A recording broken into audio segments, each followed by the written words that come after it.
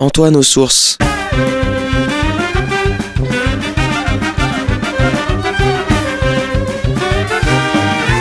Une émission présentée par Jean-Marie Alafort.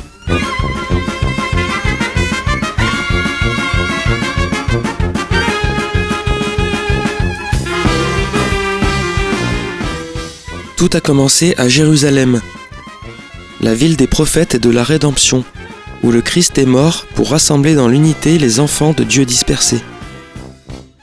En elle, tout homme est né, dit le psalmiste.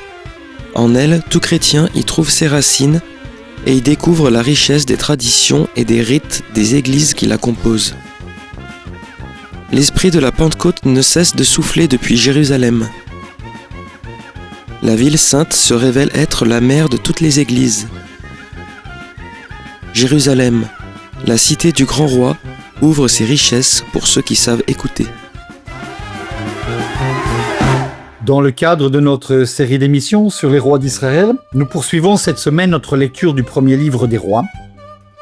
Et nous allons voir comment est-ce que le prophète Élie quitte Sarepta, donc au Liban, pour revenir en Israël et annoncer au roi Akab que la pluie va revenir.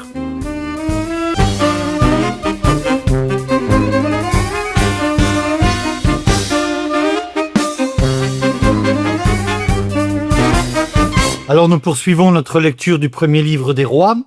La semaine dernière, nous avons rencontré donc pour la première fois le prophète Élie. Il y a un roi en Israël du nom de Akab, qui est un roi qui s'est détourné profondément des voies de Dieu, et, à notre surprise générale, alors que pendant des générations, Dieu n'est pas intervenu, ce qui nous interroge profondément. C'est-à-dire, nous avons vu une série dans les émissions précédentes de rois infidèles à Dieu, et on a l'impression que Dieu est silencieux, que Dieu n'intervient pas, que Dieu ne fait rien, que Dieu laisse les choses se passer. Et tout d'un coup, nous voyons donc un roi particulier dont nous allons longuement parler dans cette émission et l'émission suivante, du nom de Akab, marié à une femme sidonite, une étrangère, du nom de Jézabel. Et ce personnage Élie, dont nous savons qu'il est de Tishbi, c'est la seule chose que l'on sait, donc c'est le nord d'Israël, on n'est pas très loin de la vallée d'Israël, se rend donc au roi, chez le roi Akab en Samarie, et lui dit, eh bien, le pays va connaître la sécheresse, tu vas être puni par Dieu. Et puis il s'enfuit. Il s'enfuit, il va au torrent du Kérit, il est nourri et par un corbeau, il boit de l'eau, et puis à un moment, évidemment, tout est tari. Donc, Dieu l'envoie au Liban.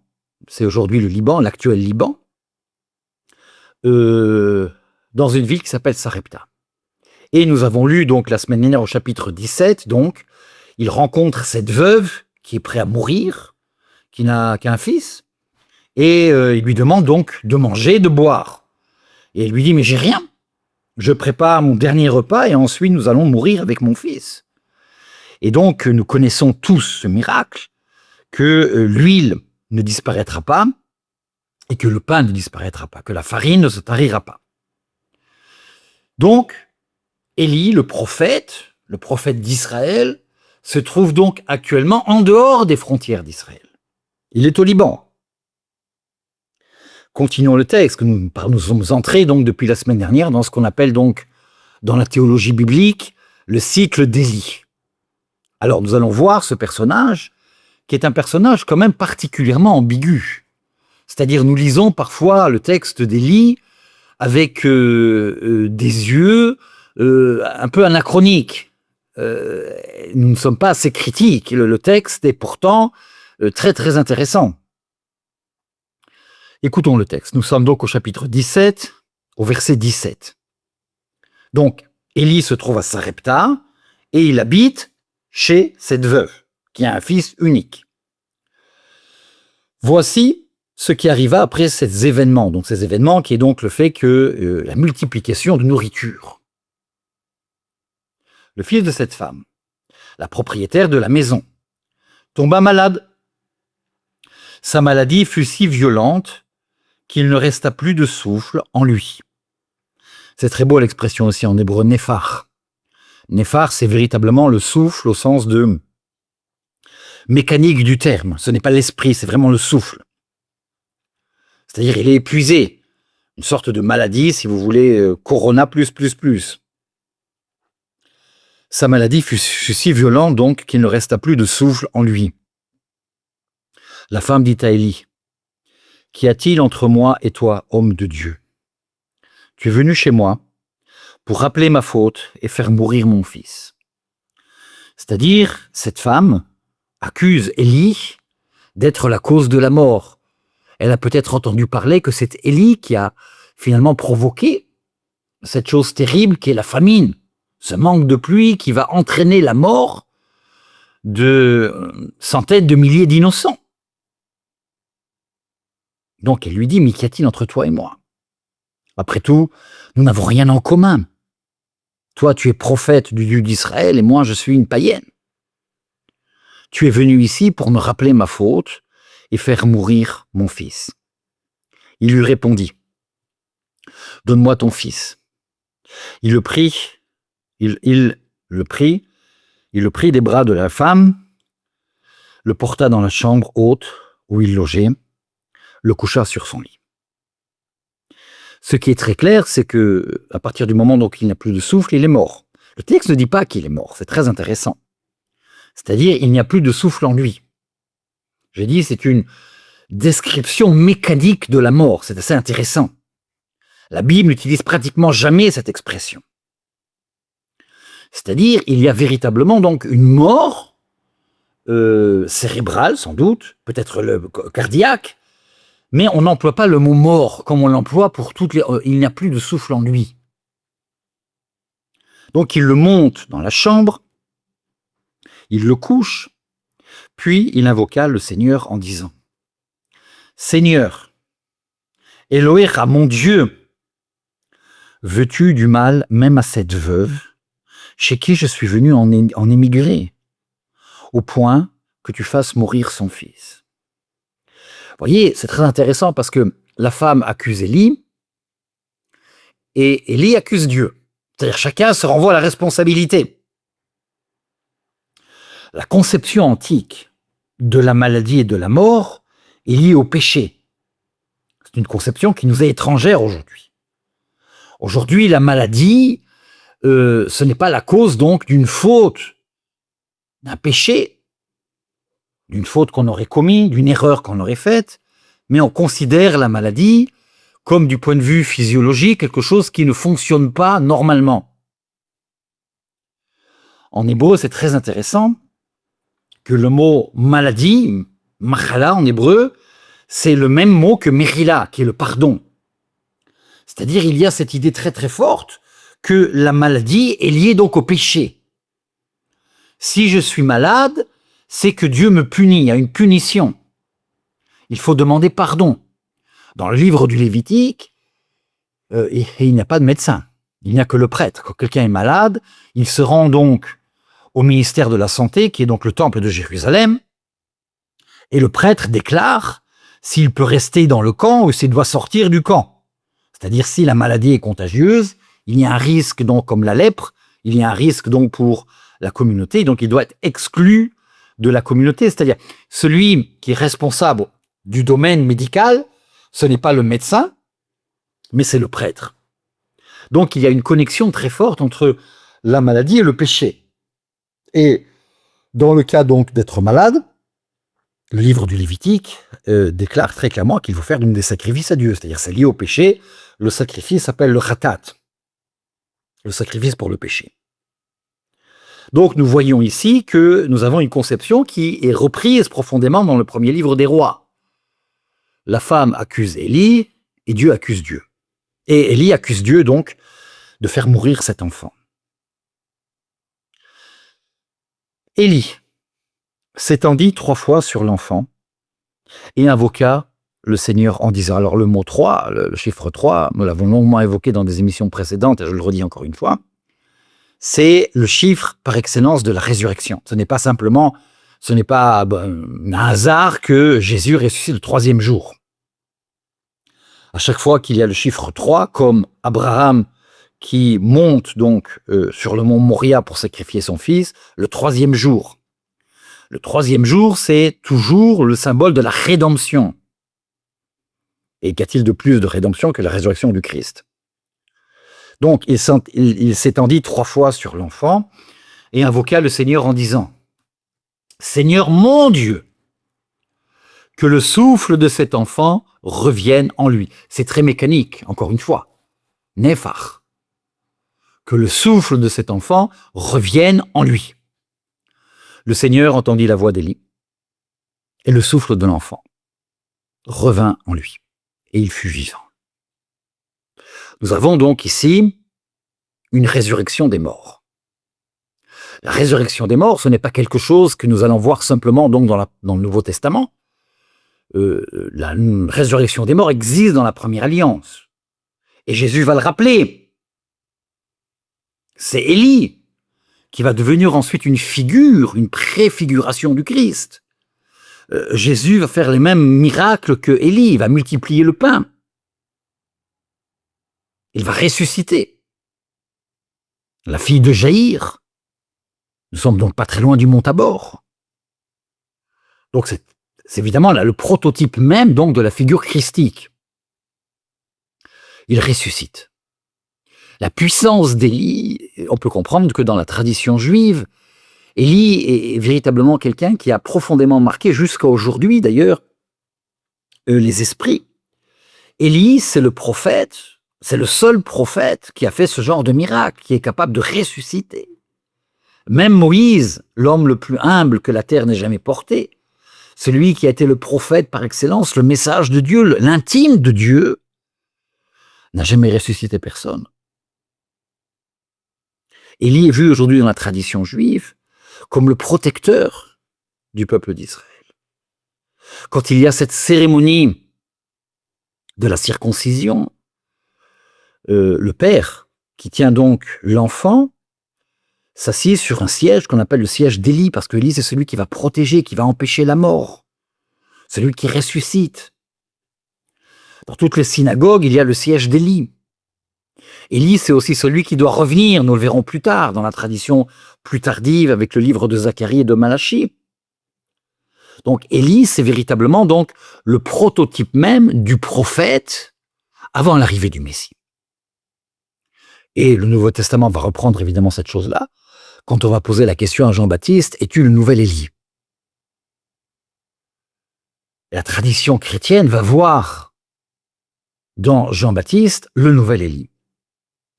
Alors nous avons ici donc cette résurrection des morts qui reste, et c'est assez intéressant, quelque chose de très particulier. Personne n'a été au courant, sauf cette femme. Il n'y a pas un rassemblement du village, il n'y a pas un rassemblement du territoire pour voir ce miracle extraordinaire qu'Élie fait. Et il ressuscite ce garçon, il le rend à la mère, elle dit, donc c'est très joli ce texte, parce que finalement il y a une humilité de la part d'Élie, qui ne sera pas toujours là par la suite. Profitons. Élie n'est pas un homme humble, absolument pas, mais nous sommes au début de sa mission. Et nous voyons ici un homme qui va peu à peu quand même se dégrader. Et on ne peut pas ne nier que nous avons un problème avec le prophète Élie. Nous en reparlerons longuement. Élie est un homme, ce n'est pas Dieu. Même si son nom, il est Dieu, mais c'est pas Dieu du tout. Dieu va lui reprocher de beaucoup de choses à Élie. Jusqu'à un certain moment, il va dire, écoute, tu es en train de tout détruire, je t'embarque, tu viens avec moi. Il ne faut plus que tu restes sur la terre, parce que si je te laisse sur la terre, tu vas tout détruire. Dieu est conscient qu'il a envoyé un prophète avec une puissance extraordinaire qu'il lui a dit, qu'il lui a donné, mais qui risque finalement de détruire son monde. Regarde, ton fils est vivant. La femme dit à Élie, oui, maintenant je sais que tu es un homme de Dieu et que la parole du Seigneur est vraiment dans ta bouche. C'est-à-dire, nous avons une reconnaissance prophétique de la part de cette femme étrangère qui reconnaît donc en Élie le prophète de Dieu. La parole du Seigneur est vraiment dans la bouche. Ces deux épisodes, nous les connaissons très bien.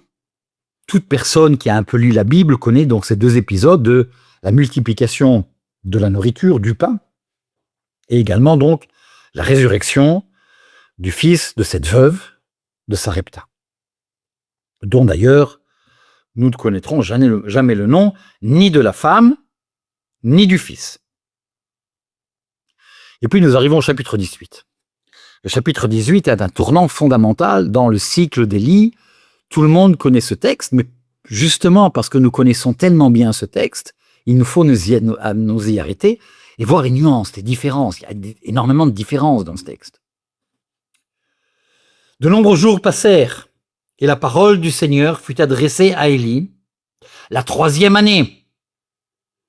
Le chiffre 3, dans le cycle d'Élie comme dans toute la Bible, c'est le chiffre de la rédemption. Je viens de le dire il y a quelques minutes. Il est au Liban. Hein. Va, montre-toi à Akab. Je vais donner de la pluie sur la surface du sol. Donc, Dieu avertit Élie, c'est son intime, que la pluie va revenir après 3 ans. Alors, imaginez, moi j'habite ici depuis plus de 32 ans, 34 ans, enfin je ne sais plus très bien, quoi. Je suis arrivé en 80, c'est ça, quelque chose comme ça, 35 ans. 1 an et demi de pluie, sans pluie, c'est catastrophique. Ici, on souffre de la chaleur de façon absolument extraordinaire. Nous avons des systèmes hydrauliques modernes aujourd'hui qui nous empêchent de la famine, etc. C'est bien sûr, on n'est plus du tout dans cette condition, mais c'est terrible. Imaginez 3 ans sans pluie. C'est une catastrophe que l'on ne peut pas décrire. Il y a des milliers de personnes qui sont mortes. Il n'y a plus de ville, il n'y a plus d'agriculture. Tout est sec, c'est terrible. Va, montre-toi à Akab, je vais donner de la pluie sur la surface du sol. Élie s'en alla pour se montrer à Akab. La famine sévissait alors à Samarie. Akab appela Ovadaïou, qui était le chef du palais. Or, Ovadaïou craignait beaucoup le Seigneur. Alors nous avons encore des hommes qui sont fidèles au Seigneur Dieu d'Israël. Le texte est extrêmement intéressant parce que nous allons voir qu'après, Élie va exagérer. Il y a donc un homme qui craint, qui est fidèle à Dieu, du nom de Ovadaïou. Ainsi, lorsque Jézabel avait fait supprimer les prophètes du Seigneur, Ovadaïou avait pris 100 prophètes, les avait cachés par 50 dans 2 cavernes et les avait ravitaillés en pain et en eau. Nous connaissons alors la tradition ici en Israël dit que ces cavernes se trouvent donc effectivement non loin du mont Carmel. Nous les visitons, ce qu'on appelle donc les cavernes de Ovadaïou. Est-ce que c'est vraiment ces cavernes-là? Nous n'en savons absolument rien, mais ça correspond assez parfaitement à la topographie de la région. Donc nous avons un homme juste, on dirait aujourd'hui un saint, qui cache donc 2 groupes de 50, les prophètes du Seigneur, dans des grottes. Et non seulement il les cache donc de Jézabel, mais il les ravitaille en pain et en eau. Il les nourrit. Et nous verrons qu'après, Élie va exagérer. Il va oublier ce petit détail. Il a cette tendance, n'est-ce pas, de penser qu'il est le seul. C'est moi, c'est moi, c'est moi, il n'y a personne d'autre. Élie n'est pas un saint. Élie est un prophète. Akab dit à Ovadaïou, va par le pays, vers toutes les sources d'eau, dans tous les ravins. Peut-être trouverons-nous de l'herbe et pourrons-nous garder en vie chevaux et mulets. Et nous n'aurons pas à abattre une partie du bétail. Alors c'est absolument extraordinaire. Akab, roi de Samarie, plutôt de s'occuper donc de sa population qui est en train de crever, et s'occupe de son troupeau, de ses bétails et de ses chevaux. Non, c'est extraordinaire. C'est-à-dire, nous voyons ici évidemment le dictateur au sens fort du terme. La Bible ne cache absolument rien de la réalité humaine. Nous avons ici un roi qui est tout simplement un dictateur, sans faire de comparaison aujourd'hui, mais nous avons des dirigeants qui ne pensent qu'à eux. Ils se foutent pas mal de la population. L'essentiel, c'est que j'accumule des richesses personnelles. il se répartit, alors Obadiah et tous ses amis, le pays à parcourir. Akab partit seul par les chemins, et Obadiah partit seul par un autre chemin. Tandis qu'Obadiah était en chemin, Élie vint à sa rencontre. Obadiah le reconnut. Il se jeta face contre terre et dit « Est-ce bien toi, mon seigneur Élie ?» Il lui répondit « C'est moi. Va dire à ton maître, voici Élie. » Or Obadiah dit « En quoi ai-je péché ? En quoi ai-je péché pour que tu livres ton serviteur aux mains d'Akab et qu'il me fasse mourir ?» Il a peur. Si Obadiah maintenant annonce à Akab que Élie est revenu, il risque de mourir. Akab est un dictateur, il ne supporte pas la contradiction. Par la vie du Seigneur ton Dieu, il n'y a pas de nation ni de royaume où mon maître Akab n'est envoyé pour te chercher. Quand on lui disait il n'est pas ici, il faisait jurer par son royaume et cette nation qu'on ne t'avait pas trouvée. Et maintenant, tu me dis, va dire à ton maître, voici Élie. Mais dès que je t'aurai quitté, l'Esprit du Seigneur t'emportera. Je ne sais pas où. Et moi, j'irai vers Akab, qui ne te trouvera pas, et alors il me tuera. C'est-à-dire, il est conscient que Élie, c'est un homme au pouvoir extraordinaire.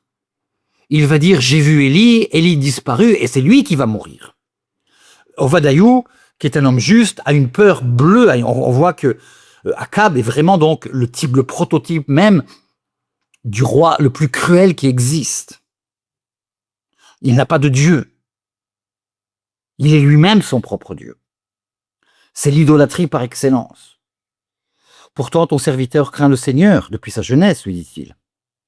N'a-t-on pas rapporté à mon Seigneur que j'ai fait lorsque Jézabel tua les prophètes du Seigneur? J'ai caché 100 prophètes du Seigneur par 50 dans 2 cavernes et je les ai ravitaillés de pain et d'eau. Et maintenant tu me dis, va dire à ton maître, voici Élie, mais il me tuera.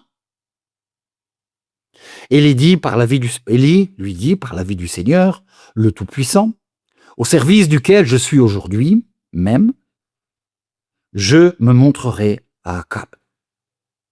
C'est-à-dire, il dit donc Obadiah, je ne me cacherai pas, tu n'as rien à craindre. Alors nous arrêtons là pour cette semaine et nous allons reprendre ce texte absolument extraordinaire. Nous allons voir donc le développement et ce qui va enfin se passer lorsque Dieu manifeste sa puissance.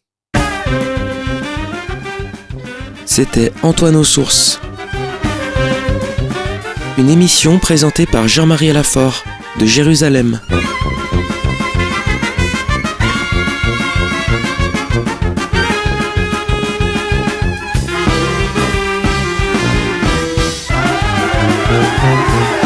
Dans le cadre de notre série d'émissions sur les rois d'Israël, nous avons poursuivi cette semaine notre lecture du premier livre des rois et vu comment est-ce que le prophète Élie quitte Sarepta au Liban pour revenir en Israël et annoncer au roi Akab que la pluie va enfin revenir.